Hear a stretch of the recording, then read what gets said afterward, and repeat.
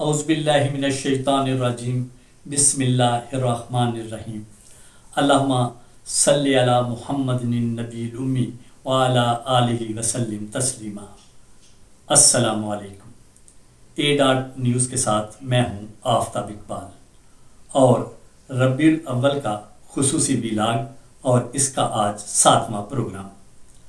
جب میرے آقا حضرت محمد صلی اللہ علیہ وآلہ وسلم کی عمر مبارک 16 سال ہوئی تو آپ نے جنگ فجار کے 4 ماہ بعد حلف الفضول میں شرکت کی۔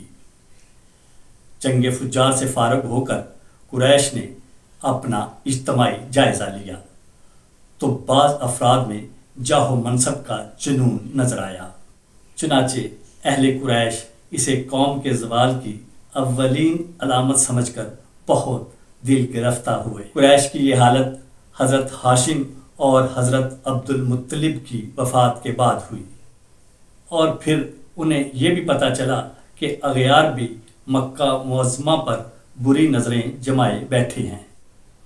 حضرت عبد المطلب کے بیٹے زبیر کی کوششوں سے تمام قریش جمع ہوئے، جن میں بنو ہاشم، بنو زہرہ اور بنو تیم شامل تھے۔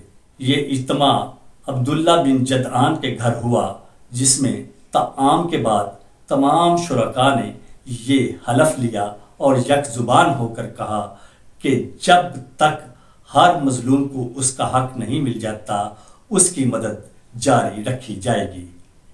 اس حلف اور عہد کو حلف الفضول کہتے ہیں، اور اس میں میرے آقا حضرت محمد صلی اللہ علیہ وآلہ وسلم بھی شامل ہوئے۔ نبوت کے بعد ایک مرتبہ آپ صلی اللہ علیہ وآلہ وسلم نے فرمایا، ابن جدعان کے گھر جو معاہدہ ہوا اور جس میں شامل تھا، اس سے منع کرنے کے لیے اگر مجھے سرخ اونٹوں کا ایک ریوڑ بھی دیا جاتا تو میں اس میں ضرور شامل ہوتا۔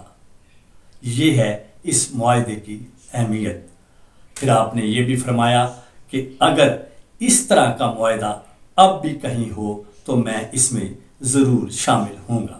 حضرت محمد صلی اللہ علیہ وآلہ وسلم اپنے ذاتی عظمت نفس کی تاثیر کے سبب اہل مکہ کے غیر اخلاقی مشاغل سے دور رہے۔ جن مشاغل سے آپ کے غور و فکر کو تقویت ملی ان میں چرواہا پن بھی شامل ہے۔ آقا صلی اللہ علیہ وآلہ وسلم نے قریش اور دوسرے اہل مکہ کی بکریاں مزدوری پر چرائیں۔ ایک مرتبہ عہد رسالت میں آپ نے فرمایا کہ اللہ تعالیٰ نے جس کو بھی نبوت کا منصب بخشا اس نے بکریاں ضرور چرائیں۔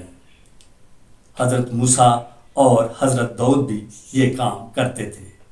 میں خود اپنے خاندان کی بکریوں کے ریوڑ مکہ کی اجیاد نامی پہاڑی پر چراتا رہا۔ یاد رہے کہ میرے آقا حضرت محمد صلی اللہ علیہ وآلہ وسلم غلہ بانی مال تجارت شام لے جانے سے پہلے فرماتے رہے، اور اس طرح آپ صلی اللہ علیہ وآلہ وسلم نے اپنی زندگی کے 17ویں سے 24ویں سال تک نہ صرف بکریاں چرائیں بلکہ اللہ تعالیٰ کی قدرت کے مشاہدات بھی کرتے رہے۔